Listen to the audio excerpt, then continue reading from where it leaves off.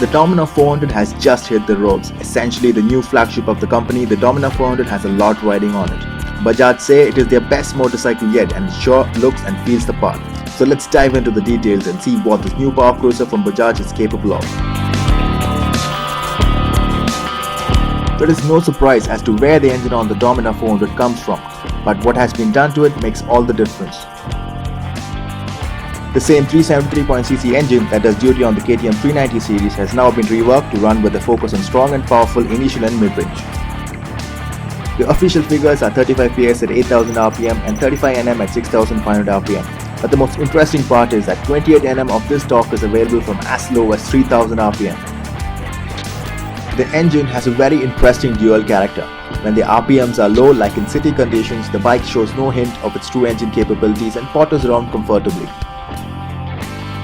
The first 3 gears are pretty short and help in keeping the momentum at these low RPMs. But whack open that throttle and when the RPMs cross the 5k mark, that's when the Dominar is truly alive.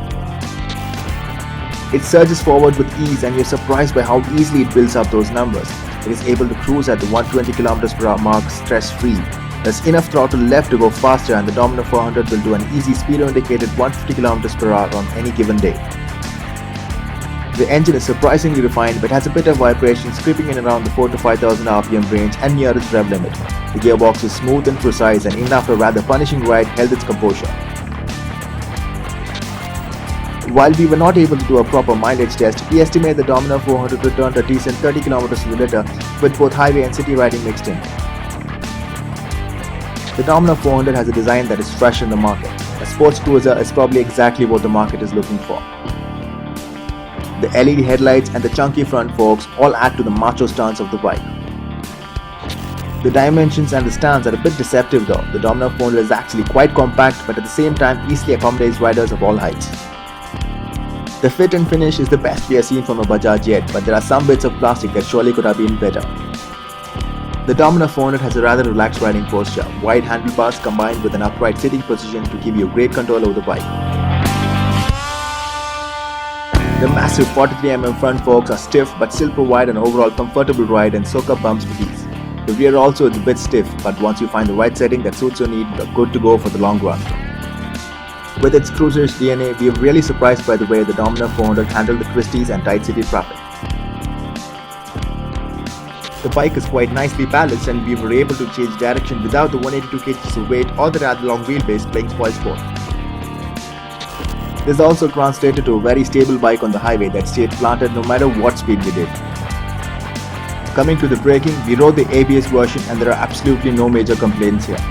If we were to nitpick, then probably we could say the ABS sort of kicks in a bit too early, but for most riders out there, this is probably a blessing in disguise. The front brakes have a sharp initial bite which is then progressive and have a good feel to it. The rear brake did its duty well and had good feedback allowing you to balance it well with the front. A key ingredient in the Dominar's handling and braking are its tires.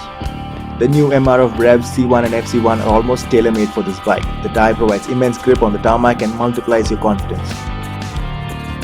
The Dominar 400 is a very flexible motorcycle. It may not be the best in the various avatars that it can take up, but it trumps competition by its sheer versatility. Quite clearly, it is a motorcycle that has been built to a price, and that shows in some departments, but that does not make it any less better. This versatility makes the Dominar 400 the only motorcycle that you need. It can double up as your daily ride as well as your touring companion. And finally, throw in the price and the competition no longer makes sense.